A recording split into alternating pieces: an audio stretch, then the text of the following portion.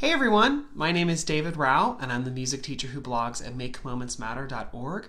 You can also find my ideas on Facebook, on Instagram, on Pinterest, on Twitter when you search for my name, David Rao, or Make Moments Matter Music Education. I'm so excited to be sharing this week a little bit about my kindergarten through 5th grade lessons for the week. I will be doing a quick recap of the family folk dance nights that I had this last week. Because a lot of people have asked about that and have expressed a little interest in hearing more about that. And then I will do a deep dive into my 3rd grade lessons and some of the processes and things that I use to teach those lessons. So let me get into it.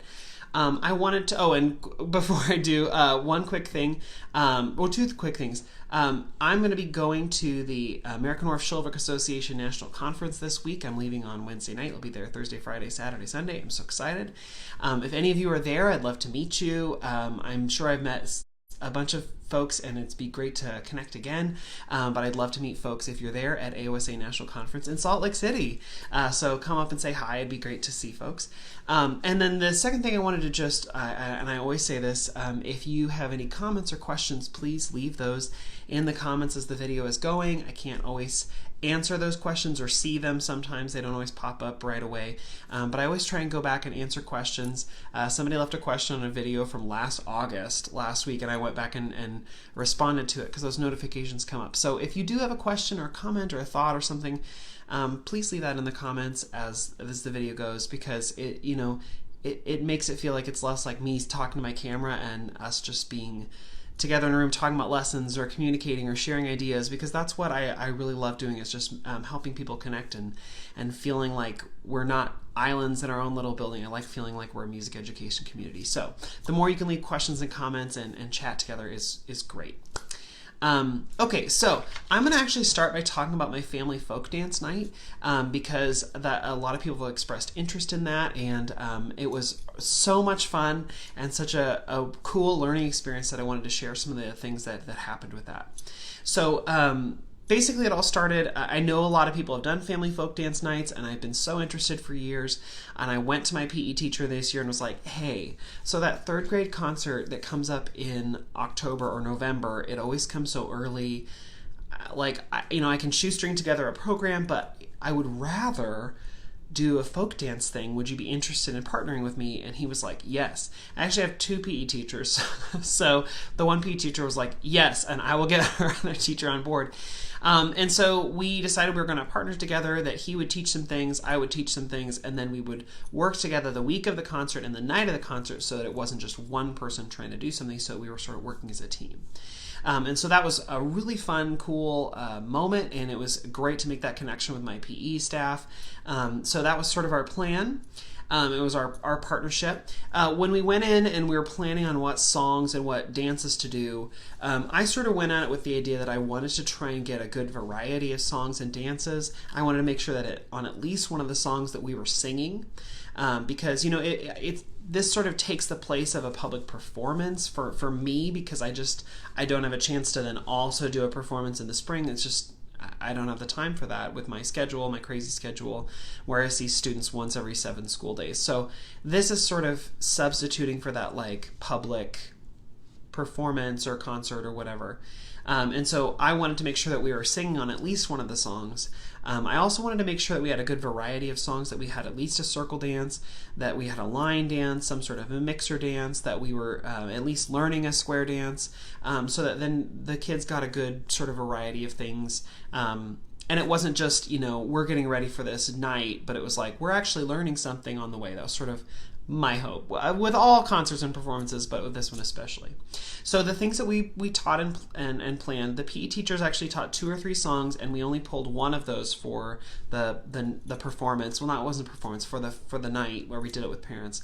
And they taught a song called Patty Cake Polka, which is like an old school song. They had a CD that had a caller calling out the actions, and it was pretty fun. It was actually a double circle song where they had to switch partners, and it was a little tricky. So I'm glad that he took the time, or that both my PE teachers took the time in PE to run through it, to learn it. And what was really cool, and he pointed this out, was some of the moves in his song also happened in the songs I taught, and so the kids were getting that vocabulary and getting that experience of the same moves in two different places. They're getting it from me and getting it from the PE teacher, and they were hearing maybe a little bit different vocabulary, but understanding that it's the same moves. And so it's really cool for them to have that experience. I taught several different songs. I taught the Grumpy March, which comes from the New England Dancing Masters books. That's the Peter and Mary Alice Amidon. They're books that are just phenomenal books. And that's sort of a long way set dance where you have a partner and you're in a long line. I taught a song called Old Brass Wagon. It's a staple in my music room. It actually it was originally written down in Nebraska, so I claim it as a Nebraska song because I'm a Nebraska native. And so that was a song where we got to sing. And so we sang, and the singing tells you what to do. On each verse, you get to sing what you're going to do. So circle left, circle right, in and out, all of those things. Super fun song, and very, very easy for students to learn. A song that I learned at a Sana Longden workshop several years ago called Los Machetes, and it's a song that comes from Mexico based on a traditional Mexican song, and in her original version it uses rhythm sticks. I, in the end, elected to take those out. I'll talk about that a little bit later. But it's just a super fun song, A, B, C, 3 different parts that just repeat. And another great song, easy to do and easy to pull together. And the last one I did was Sasha, which is another favorite among many people, and was a super huge hit with my parents. Well, not my parents, with the parents who came to the folk dance night. So those are the songs that we did. So you could, if you know any of those songs, you know there's a variety. There is a circle dance. There is a long way set. There's and the square dance I didn't say. I also taught Solomon Levi, which is a square dance, and that one we actually left out because we had enough content. But in the process of getting ready for it, we taught it, and it is a square dance and has some pretty tricky stuff to do for my third graders, and so it was definitely worthwhile to teach and worthwhile to have as part of the set, but we didn't actually pull it out. Some kids were like, are we going to do Solomon Levi? I love that one. I was like, good. No, but good. I'm glad you love that one. It would have been the more trickier one to try and involve parents in. So the plan going in, when we were preparing with my PE teacher, our plan was we'll show the parents a couple songs and then we'll pull them out and involve them in the rest of the songs. We actually didn't end up doing that. We ended up involving parents on all of the songs, which was really exciting. So best laid plans. But the week of, we decided, no, parents can be a part of all of it and feel way more included. And so you'll see sort of how that worked out in a second. So how did we prepare? So the weeks leading up to the folk dance night, I taught my songs. I reinforced those. The PE teachers taught several of their songs. We kept sort of refreshing into kids' minds. Here's the night. Here's what we need to do. And we basically, our instructions were, if you can make it, great. We'd love to have you. Wear comfortable clothes you can move in. If your parents are like, oh, it's a performance, you got to wear your heels and nice dress. No. Or you've got to wear your suit. No. You got to wear your mermaid costume where you can hardly move. No. But we basically just said, wear something comfortable, wear something you're going to be able to move in and dance around and have fun in. Don't feel like you need to be super dressed up. And say the same things to your parents. Tell them wear something they're comfortable moving around in. And that's sort of the prep that we did. The way my school works out, I have a super huge third grade class, and this was based on third grade. So I have 10 sections of third grade, and like I said, it's just a big school. I have 1,200 students total. So in that grade, there are about 200 students. So if they all showed up with their parents on the night of the folk dance, it would be so crazy. So what we did was we split. So on a Tuesday night, we had 5 of the homerooms. On the Thursday night, we had the other 5 homerooms. And we just invited them to show up that night. If you can make it, great. And it wasn't like you had to be there. It was just really, for fun. And so if you can make it, great. And we started at 6:30. We ended by 7:30. Parents were in and out, and they had... It was pretty simple to get in and out with no problems with. We thought about doing one at 5:45 and one at 7, but just to try and figure that out and fit that all in would just have been too crazy. So we decided to split it into the 2 nights, and it worked pretty well. When the parents got there, we had practiced in the gym. So on the week of the performances, the week of the folk dance, in previous years for other programs, I will pull the entire grade level during specials, and I will have all 10 homerooms in the gym, and we'll practice our songs or whatever, and then prepare for our big performance on usually Thursday night of a normal concert schedule. The PE teacher and I were like, well, we could pull all the students, but I don't know if they'd all fit in the gym, and how are we going to practice with that many kids, and just be sort of mayhem. So what we decided instead was we would just take our normal specials rotation on the week of the folk dance night, and whoever was going to be in PE that day and whoever was going to be in music that day would show up and would practice together. And that would be our practice on Monday. Same thing for Tuesday. Whoever would show up to PE on Tuesday, whoever would show up to music on Tuesday would come together in the gym, and we would just practice like that. Those are the people who are going to show up, because our rationale was we don't know who's going to show up for family folk dance night, so you're going to have to just sort of fly by the seat of your pants anyway, so why not just take whoever shows up to PE and music on the day of the rotation and just work with that. So in Monday, Tuesday, and Wednesday, between those 3 days, we were able to have every kid get a chance to practice. And so it was, it worked out pretty well. All the kids got a chance to actually try things out and sort of see what it was going to feel like. I got a call on the night of Tuesday night on my way to set up for our first folk dance night, and my principal said, hey, so you know how we added Tuesday night and that was not originally planned? And I was like, yeah, we added another night. He's like, well, we didn't tell the people who use our gym for basketball practice that we needed the gym. So can we do this in the cafeteria? I was like, sure. So we did, and actually it worked out really well because it was way less crazy acoustics, because the gym is just so noisy and the lights are so noisy. So the cafeteria actually worked really well. You could hear people really well. There was plenty of space, and it worked great. We have a pretty big cafeteria. On Thursday night, we were planning, well, the cafeteria worked so well on Tuesday night, let's do it again on Thursday night. Well, I get another call on the way to performance on Thursday night, and it was the secretary saying, ooh, they already set it for the Veterans Day breakfast tomorrow. Can we do it in the gym instead? Sure.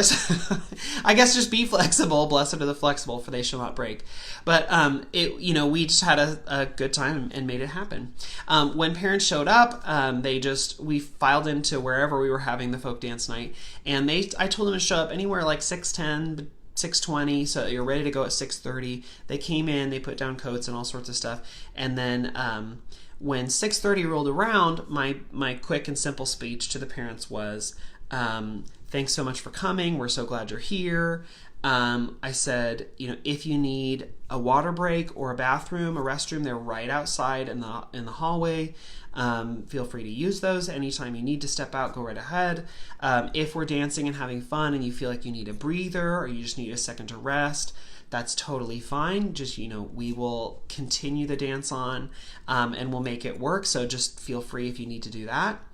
And I also said to parents, we tell kids this all the time. If a kid has hurt their ankle or hurt their leg or is just not feeling good, if you need to modify the dance so that you can participate, if you don't feel like you can do that high kick, there are not any high kicks tonight. But if you don't feel like you can do one of the dance moves, feel free to modify in a way that you can feel comfortable doing the dance. Don't feel like you have to do everything if it's outside your physical comfort level. And I thought that was an important, where's the bathroom, where's the water, can I sit out, do I have to, to give parents an out in case they feel like they need to. Because I don't want anyone to have, a physical restriction or to feel like, I got to keep going, but I'm not, feeling good or not healthy. I don't want them to feel that. So I gave them a chance to sit out. And then the last thing I said was, okay, everyone raise your right hand. And they did, they thought, they were like, am I like getting sworn in? I said, great, put down your right hand, now raise your left hand.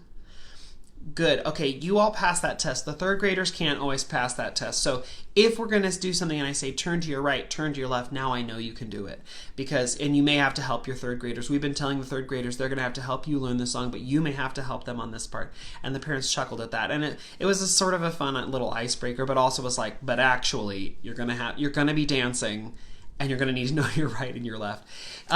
So we jumped into it. The PE teacher did the patty cake polka first. And what he did was he had a class come out, several classes come out and demo it one time through, and just to sort of show the parents. And then they turned around and they grabbed a parent, or a parent came out to find them, and then their parent was their partner. And it was a great song to start with because when you first taught it to parents, you said, okay, here are the moves, and we like walked through the moves, and we did the moves with parents. And then it actually is a mixer song. So they started out with their student, but did not end up with their student. They ended up with someone else. And it was really just hilarious to sort of, by the end of the song, they were having really a good time with just another kid. And like all the kids were like, hey, we're teaching whoever, like they thought it was super cool. But it was just fun to like immediately be like, you're sort of out of your comfort zone, but you don't realize it because, we're just going along with the dance. So it was just a really fun experience to get parents in there right away, in there and moving. After that, I did the Grumpy March, which again was a parent and their student. And so they got to pair off with that kid. And then they were with their student for the rest of the dances. And with each of these songs, we made the new formation. I walked them through it pretty briefly because the kids didn't really need that reminder as much, but parents had never done them. So for parents, it was pretty easy for them to pick up on, third grade level dance. Walk, walk, walk, turn, clap right, clap left, walk, walk, walk, turn, clap. And so for each of the songs, we just did a very brief, maybe 5-minute preview of the song to give them the steps. We would do 3 or 4 steps. We'd go back and try the whole thing. We'd add a few more steps. We'd go back and try the whole thing so that they got that chance to sort of walk through it first. And then we did sometimes a slow version and then did it with the music, did it with a recording. And parents were wildly successful, actually. What helped was I floated, the PE teachers floated. On Tuesday night, one of my colleagues from Cherokee County, Dr. Frady, was there, and she teaches in the district and is a music teacher and also helped float and correct people. And it was just so nice that there were several of us there who were able to sort of go around and help fix if parents needed it, and really not many did need it. Again, they're third grade level songs, so it wasn't too tricky. Then we did Old Brass Wagon, which again was great because the kid was right next to their parents and they were teaching their parents the song. The words go circle to the left, circle to the right, in and out. Verse 4 is swing your partner. Verse 5 is do-si-do. So the kids got to swing their parents, do-si-do with their parents, and then promenade with their parent. But what was really great was that they got to hear their kids singing. In a more elemental way, not like with the radio. Like they got to hear their kids singing with me playing the ukulele. So it was really, really a cool experience. And then they got to do the dance with their kid too, which was really great. And then we did Los Machetes. And like I said earlier, that one you can do with rhythm sticks. Sort of in place of where the machetes, honestly, in the original would have been. But I didn't know how many I would need. Maybe 200 people would show up, and I didn't have 400 sticks. So I decided, I'm just going to take that out. The song doesn't really suffer. You can still do all the actions with clapping or body percussion. And it was great. It cut down on the level of sound. It was super fun anyway, and it was really, honestly, very successful. And then the last song was Sasha, which the parents could not learn the Russian, really, for the performance. But we had a great time with it anyway, and it was very successful. And again, sort of a mixer. So the one thing that I taught for that was, all along the way, we would teach little things like swing your partner, or, we'd teach them some of those more simplified steps. The one thing I taught them for Sasha was, if you don't have a partner, raise your hand and look for someone else who has their hand up, and that person can be your partner.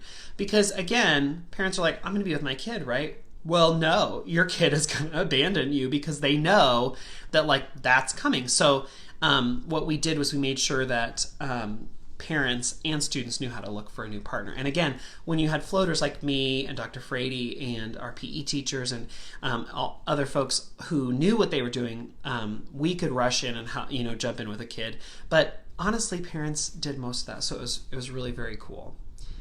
Okay, let me just, nope, not that. Okay, I'm just going to check here. Facebook is not showing me If you're leaving comments, I can't see them. So I don't know why that is. Okay, I'm just gonna try and leave that alone. So if you're leaving comments, I'm so sorry. I'm not responding to them. I'm just not seeing them. Instagram, I do see a couple comments, so I'm just gonna take a couple questions before I move on. Oh, and I'll just say the whole thing took 45 minutes to an hour, and it was just 1, 2, 3, 4, 5 songs. I had another one ready to go. Solomon Levi, the PE teachers, had another one ready to go just in case we needed it. But honestly, giving the parents time to feel really comfortable with the song before we did it with music was very helpful. And then not trying to rush to like squeeze in songs, or not trying to feel like, well, we gotta go a full hour. You know, it was enough for parents to do those songs, and they had a really great time. So we didn't feel rushed, we didn't feel squished, and it was a really fun experience. On Instagram, someone says, I can't read your username, did you set up chairs for parents that weren't dancing? Sort of. When we were in the gym on Thursday night, the bleachers were out, so parents were able to sit. On Tuesday night, when we were in the cafeteria, there were several tables that we left out, and so those had seats available for parents. Honestly, a lot of the parents were dancing. There were a couple who, they brought another kid, or like a very, very young kid who couldn't do any of the dancing, or they, there were grandparents or whatever, and they did sit out and a lot of times videotaped. But for the most part, people were very active, and that was pretty cool. But yeah, I think you would need just a few chairs, not like a concert, because a lot of parents are actually out and active. But to have some sort of chair, some sort of table, so they can set their stuff down and feel like it's in a safe place, that's important. The other thing that I did put out that I forgot until it was almost too late was I brought out a bunch of hand sanitizer, and I was like, as I was handing it, I was like, not that I think you're gross. I think you're all nice people, but we are going to be, taking hands with other people. So let's all just use this anyway. We're in an elementary school, and they sort of chuckled at that. But it was nice to have that available for us. Okay, like I said, if you're commenting on Facebook, I can't see it. I don't know why. So if you're commenting, I'm so sorry. I will try and come back and answer questions once the video's over, or you can tell your friends who are watching on Instagram to comment for you. But I hope this gives you a little bit of a look into how the folk dance night happened, and maybe how you might implement it at your school.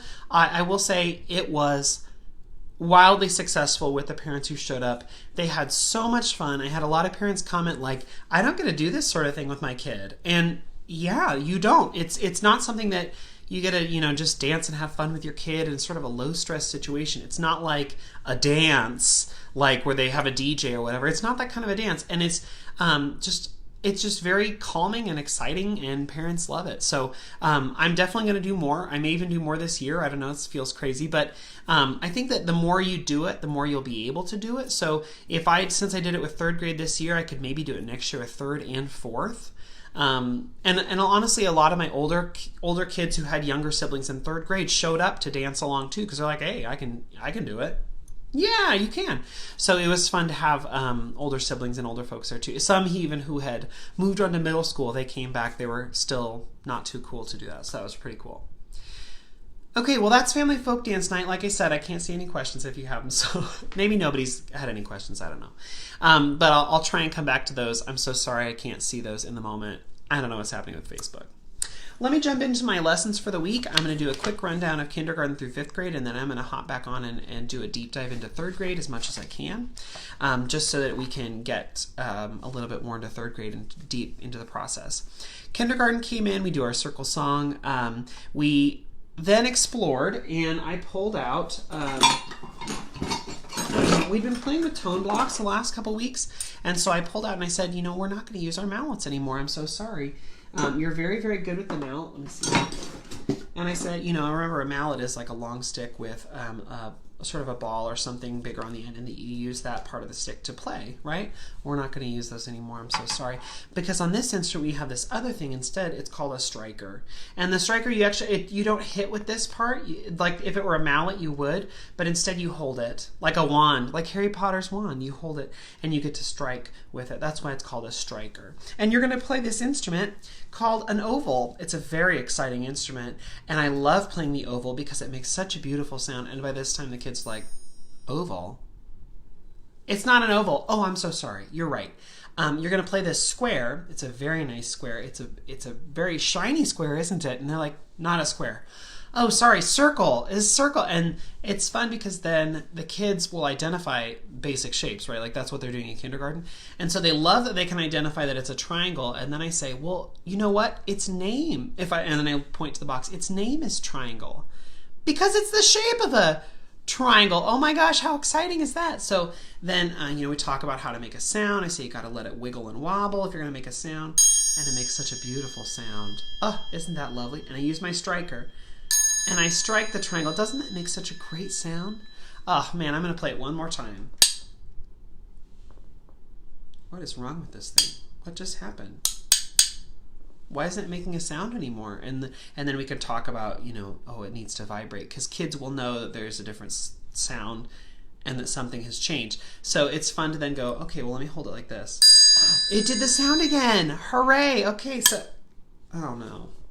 And kids love that sort of thing when you're like, ah ha ha, I am smart and I can help you fix the problem, when they know that like I actually know. But it's just so fun, and they think that's so silly that, oh, Mr. Rao, you're acting so silly. But through that process, I'm getting them to realize how to hold the instrument, how to play, what makes a great sound, why do we like one sound better than the other, and it leads us to some other things.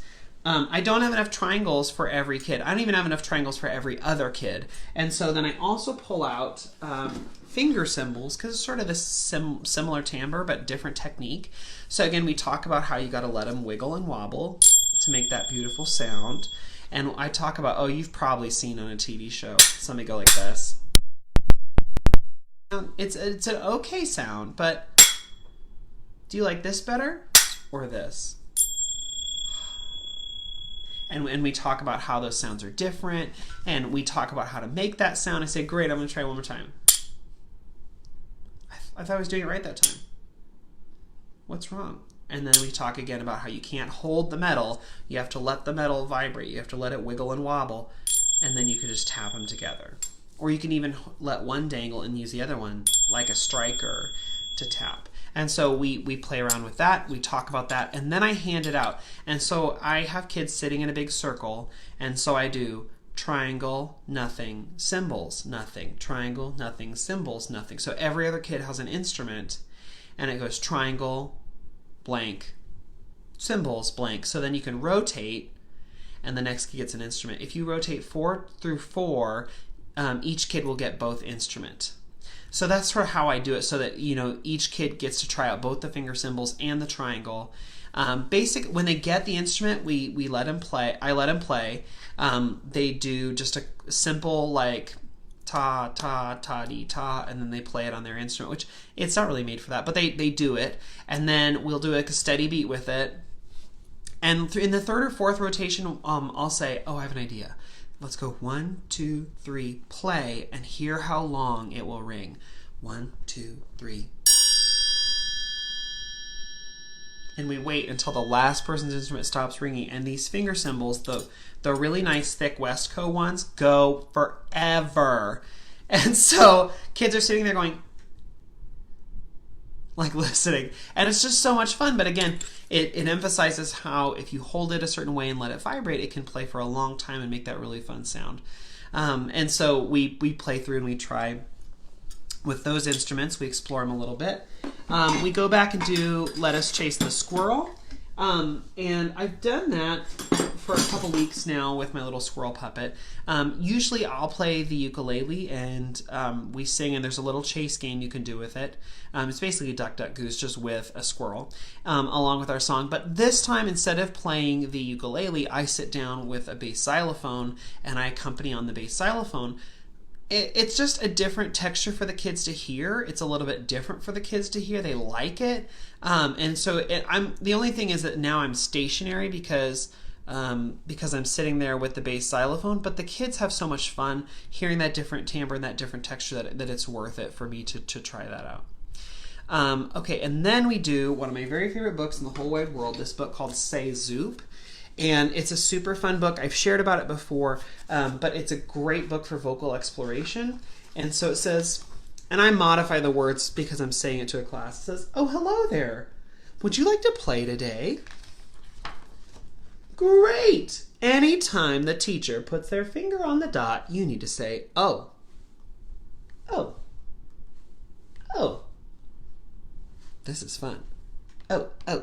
Oh, oh, oh, oh, oh, oh, oh, oh, oh." And I do that with kids. And I go, "Oh. Oh, oh, oh." Wow, that's so exciting.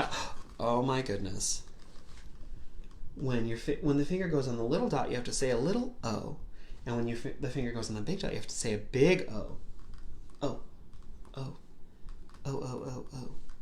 Oh. Oh. Oh. Oh, oh, oh, oh. Oh. And that's, like, you can obviously tell kids are going to have so much fun with this. So it does a quick little pattern. It does small to large.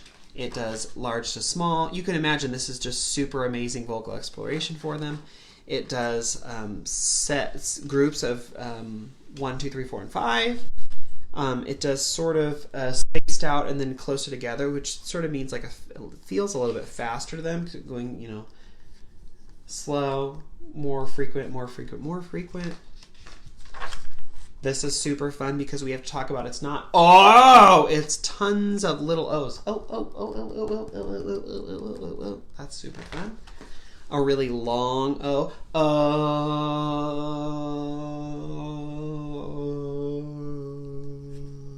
And it goes super long time.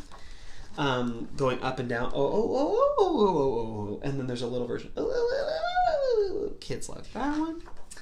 And then it starts taking a venture down another path. The O's turn into little fish, and you get to pop the bubbles. So this is cool because it's a short duration. Oh, oh, oh, oh, oh, oh. You can't go oh, oh, oh, because it even says pop all of those O's with your finger. Oh, oh, oh, oh.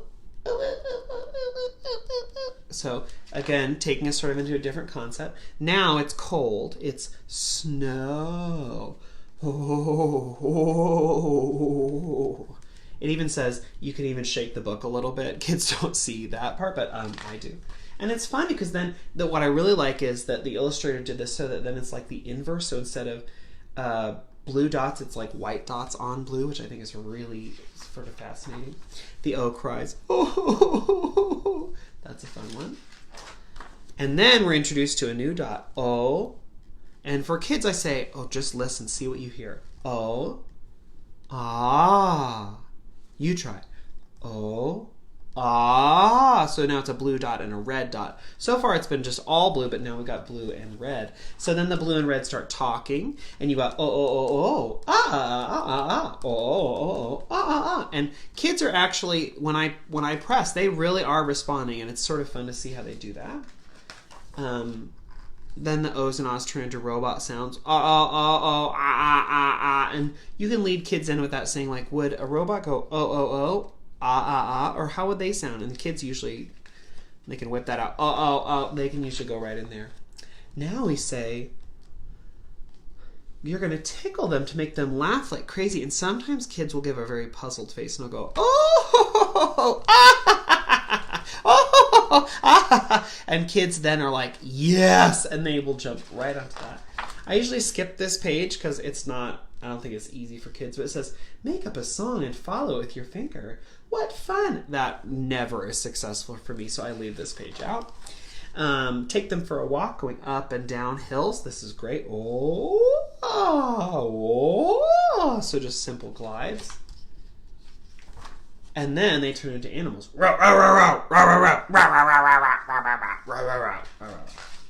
Zoom. Obviously, the lesson would take a lot longer. I'm zooming through. They argue. They become friends again, and oh my gosh, color theory, because blue and red together make purple, so they get to make a little purple, and I say they're hugging, they're not kissing here, they're hugging. A new friend shows up, a yellow dot, and you got to do wahoo for that dot. Then they do a little pattern, oh ah wahoo, ah oh wahoo, oh ah wahoo. They start jumping around, then they get a little bit crazy and start mixing together a little bit. And then it really just, there are a couple more. They look like cars. They sing like a bird. And this is cool because now it's having the students mix together ohs, ahs, and wahoos in different combinations and sort of morph them into bird sounds or car sounds or whatever. But and now, oh my gosh, a new language. And so they're taking those component parts and they're creating with them, which is really exciting. Because when I get to this page, I demo a little bit, and then I just move my finger around and see what kids come up with, and they can really do cool things. They really will go for it.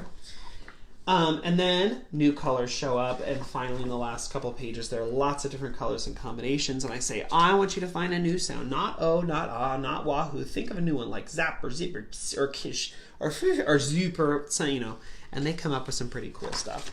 And then this last page has lots of different dots. Dots that are filled with circles, dots that are filled with squiggles. Of course, the kids always go, look, it's Target. I'm like, well, that's not why that's there, but yes.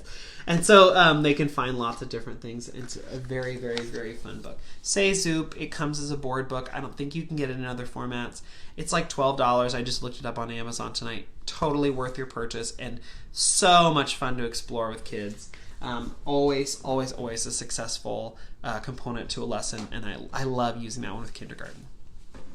Okay, jumping through to first grade. First grade, they come in, they do sort of a rehash of the triangles and symbols lesson that the first graders did. They did it as kindergartners, so we just sort of take it to a new level. We make sure we do steady beat. We play, they echo me. We get to, create just a little bit with them, and so they with their partners get to sort of be back and forth. The partner might clap and the kid with the instrument plays back and forth. It's just sort of a little bit of an extension with that lesson that we already sort of did at the kindergarten. We learned Old King Glory, so we sing that one more time. It's not a song that I do a lot of. I just do it like 2 times through, but it's a fun sort of, after playing all those instruments and hearing all the sounds and kids are wound up a little bit, it sort of refocuses them and gets them to start thinking about, literally falling in line, because in the action of the song, they actually get up in a line and start walking and following the king or the queen. We bring back Shoo Turkey from the week before and do a little bit of that, and that leads into 5 Fat Turkeys Are We, which I did a whole blog post about, and I linked that on the links page if you're interested in that. But it ends up in kids standing up and holding little cutout foam turkeys in the trees. I shared about that in last week's video, so if you're interested, you can watch that video to see the whole recap of that lesson. But again, this is a day where it's like, if I look at my lesson plan, I've got little bitty snippets like this little bit, this little bit, this little bit, this little bit, and they sort of all go together along general themes that always pop up in my classroom: imitation, exploration, improvisation, creation, and singing. We're hitting on the different melodic components that I want to hit. We're trying to expand the range just a little bit. So it's all those things, but just a little bit of each one to keep them going, and it all stays sort of in the Thanksgiving theme, which is sort of fun. Second grade, and one more thing, first grade got introduced to do, and that lesson, the solfege do. They had only known so, mi, and la before, and we added in do, which will be reinforced a little bit in the next lesson. Second grade, they come in, we do a circle, they do re. Just like with all my classes, we do a little bit of body percussion, a little bit of vocal exploration. We try and get a little bit of instrument time. So with second grade, instead of pulling out triangles and finger symbols, I pull out several different instruments: 1 wood, 1 metal, 1 scraper, 1 shaker, because those are sort of the big group, minus drums or membranes. Those are the 4 big non-pitch percussion areas. So I pull one of each of those out. So I have a shaker, I have a scraper, which in this case is a guiro, a frog guiro. I have a metal, Go-Go Bells, and I have a wood block, and this is a special, this is a wood block on a stick, which I love because then it maybe is tricky to hold, and we've been playing tone blocks, which they have a handle just like this, so this is sort of a next easy transition for kids to use, but I hand them out so that I still go, when I hand them out around the circle, I do every other kid gets a instrument. They get something. And so the first kid might get an Go-Go Bell, the next kid will get a wood block, the next kid will get a guiro, the fourth kid will get a shaker. So it's metal, nothing, wood, nothing, shaker, nothing, scraper, nothing, metal, nothing, wood, nothing. So I go around and every other kid has some sort of instrument.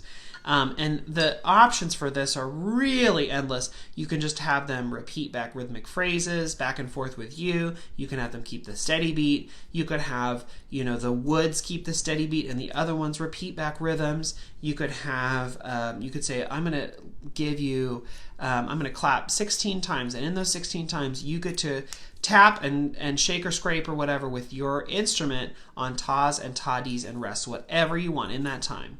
And they can sort of come up with their own thing there, which is really fun. But because there's such a difference of instrument, that you can sort of lengthen this out a little bit. So I do a short little bit, and then we rotate one instrument.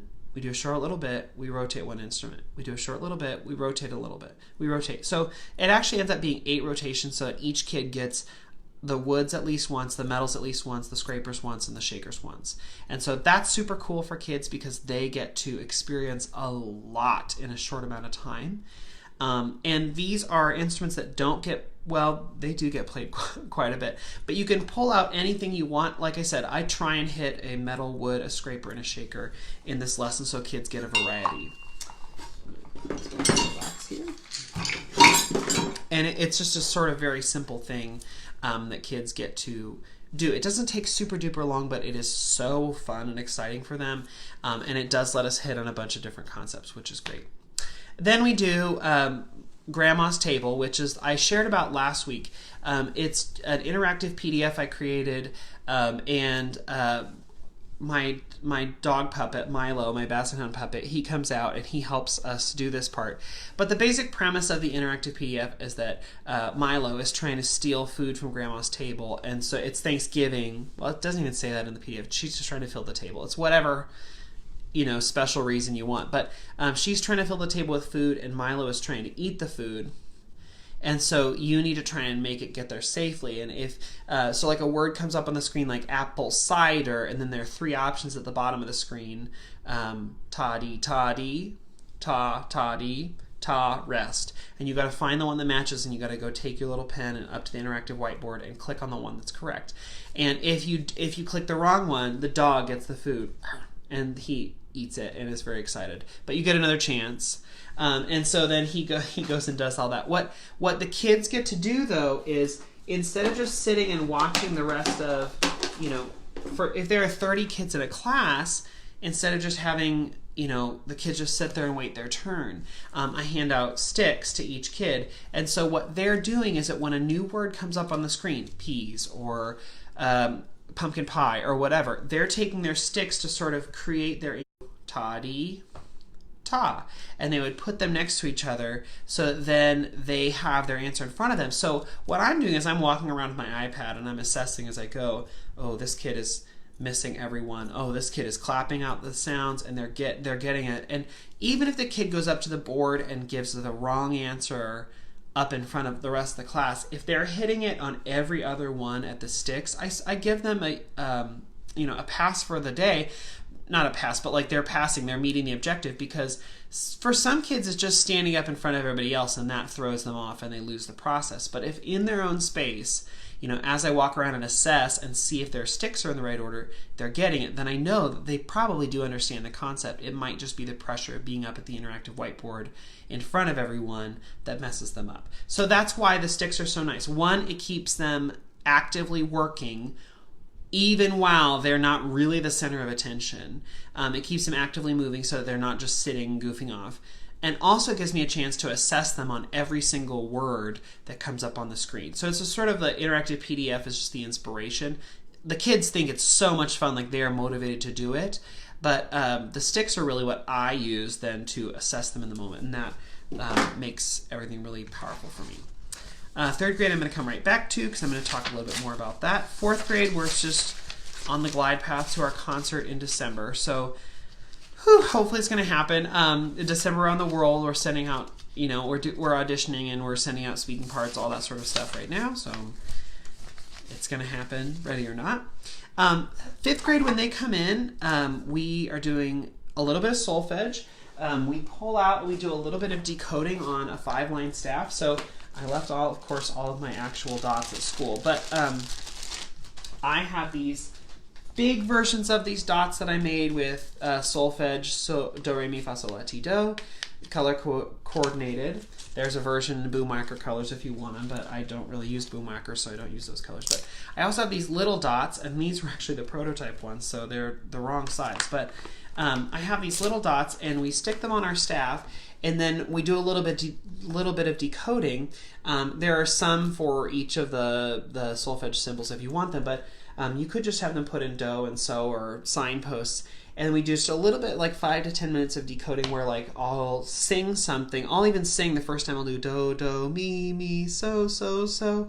And they do do, do, mi, so, so, so. So they're getting a sense of where it goes. And then I might take out the solfege so they're just hearing pitches and they're trying to figure out the relationships. That's tricky.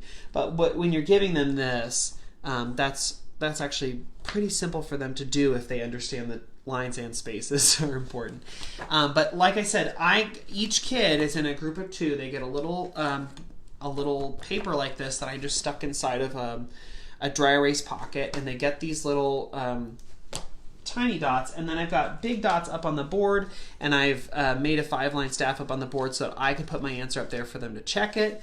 And it's really fun to see how well they do. I just take these little sort of simple counters that I use for bingo. Excuse me. And that's what kids move around on the little 5-line staff. It's pretty simple, but very effective for me to at least get a baseline and for them to have some experience moving things around on a staff. And then we pull out these rhythm short cards that I've shared about a bunch in the last couple of weeks. But I pulled them out because I wanted kids to be doing more with them. So what the kids are doing here, they've done this before at a different grade level, is that they take the words pumpkin latte or pumpkin or tea or whatever, they take these words and they put them in an order they like. We put about 8 or 12 in a little row, and they have to read the food words, they have to read the rhythms, and then once they've shown me they can do that, they can go get a pitch percussion instrument, bring it back, put it in G pentatonic, and then they can play what they've created on the bars. And we go through a little bit of how they're going to do that. First do it on 1 bar, then mix it up on 2 or 3 bars, and then go a little further. But kids sort of get eased into that because through the course of the lesson, first it's do this without an instrument.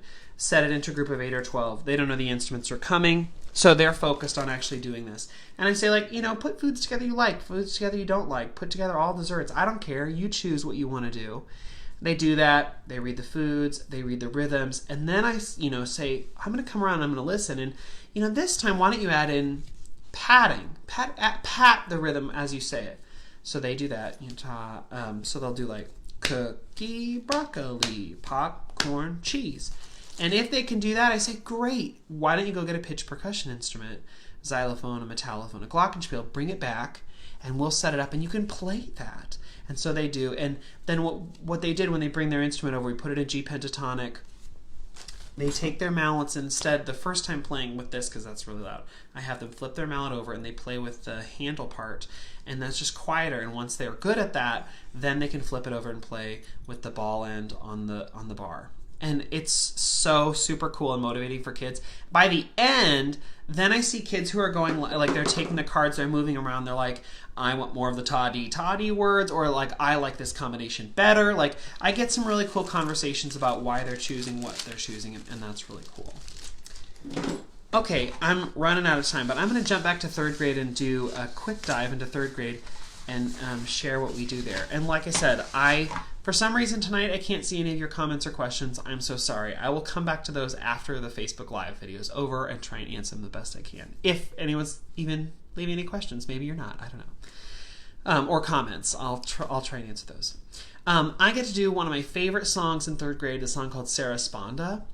And I'm going to walk you through the process of that. After Sarah Sponda, we take out these same cards. We do sort of a version of what I showed you a couple weeks ago with 2nd grade, only it's a little bit more complex. We quiz partners, we categorize by the different rhythm sets, we do body percussion, we do 8 foods, we stir the pot, we mix them around, we add in new foods. It's just a lot of extensions of what can you do with these cards. I sort of pull all those into one and make it a little bit more complex for 3rd grade. So that's sort of a modified version of something I've already talked with you about. So I want to walk through Sarah Sponda and talk through how I teach this song. When the kids come in, I say, I've got this really great song with these super fun words that don't really have any meaning, but it's such a fun song. I'm so excited to tell you. So just listen to this. And I sing through one time, and if you don't know the song, it goes like this. Sarah Sponda, Sarah Sponda, Sarah Sponda, ret set set. Sarah Sponda, Sarah Sponda, Sarah Sponda, ret set set. A-do-re-o, a-do-re-boom-de-o, a-do-re-boom-de, ret set set. Ase paseo. And actually when I learned it a-do-re-o, a-do-re-boom-de-o, which I realize nobody else apparently does, but every time I sing it, I feel like I'm doing it wrong when I say a-do-re-o. Like I said, the words don't actually mean anything, so it doesn't really matter, but I always feel a little off doing it.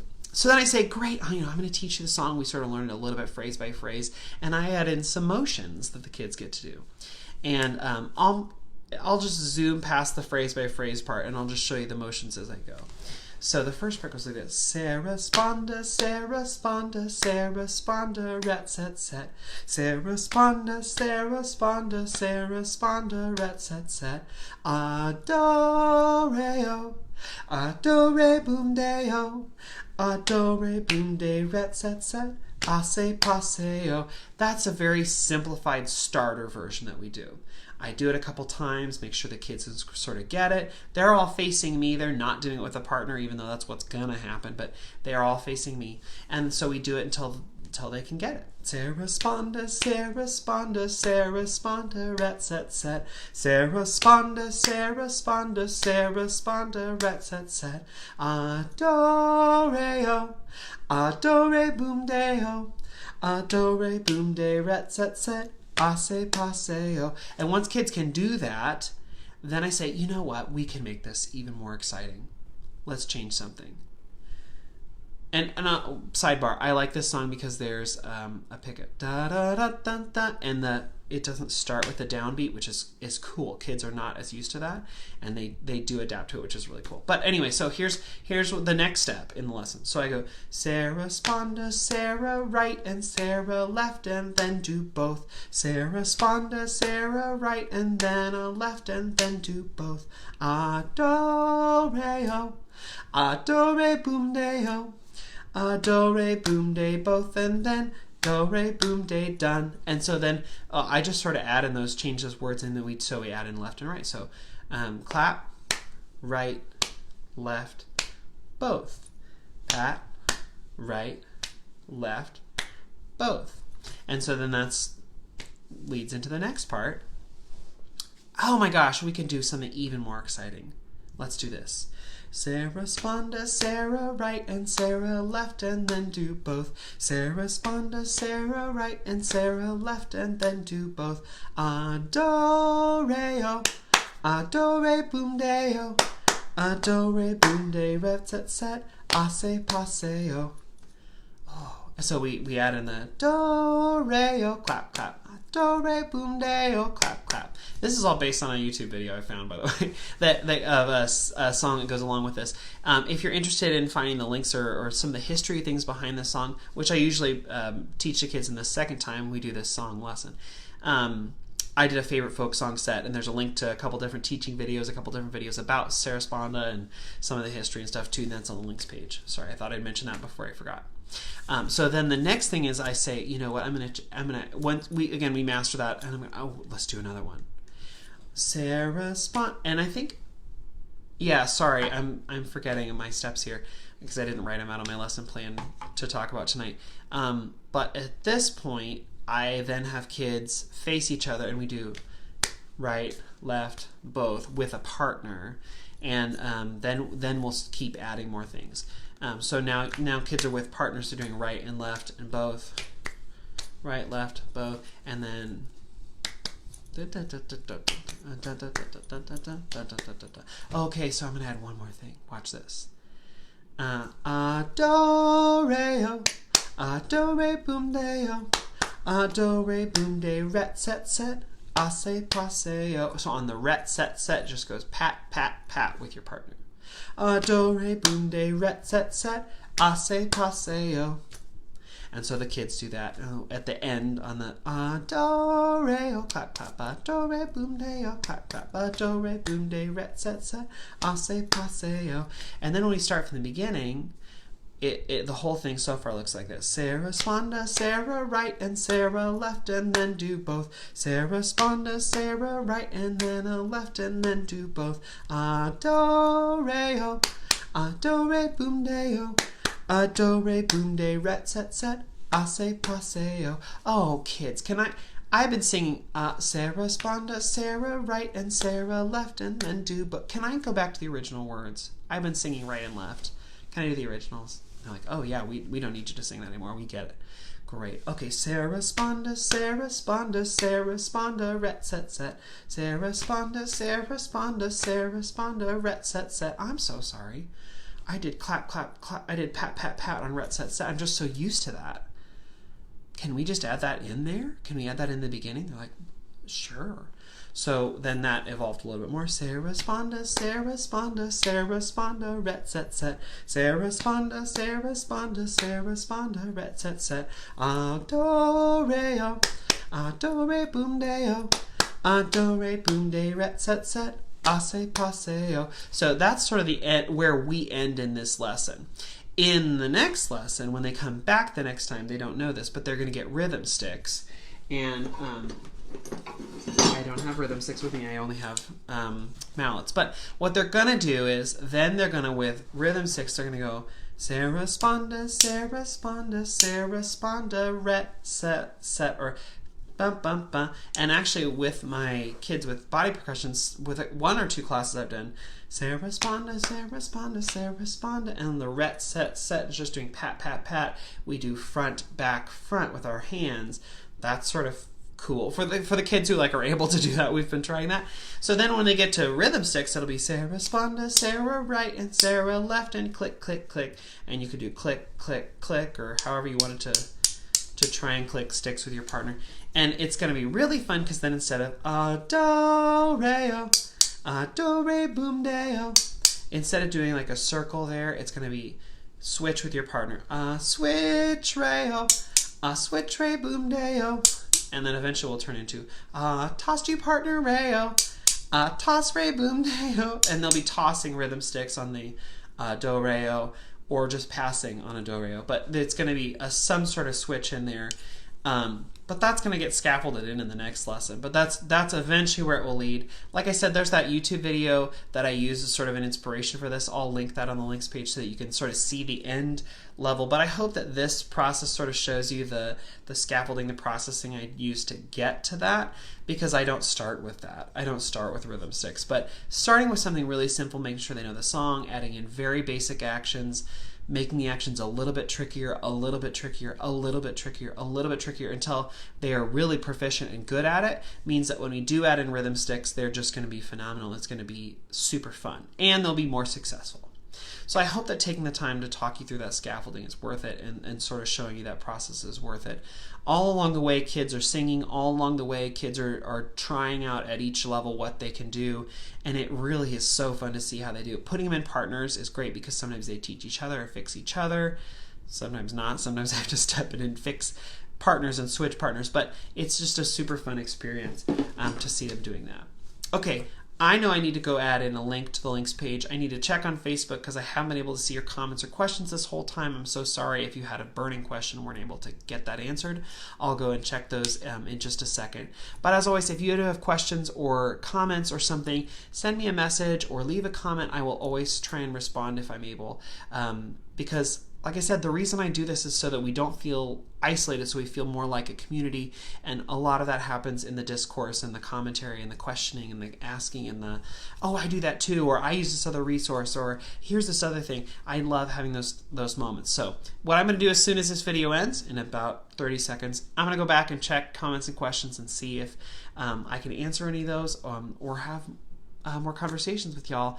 I hope I'll see many of you at AOSA National Conference in Salt Lake City this week. It'd be so nice to meet and to connect. So if you see me there, come and say hi. I'd love to meet you, or see you again if I was able to meet you last year. All right, thanks so much for coming along with me and spending your weeknight with me. Have a great week teaching your kids, and I'll see you next Monday night.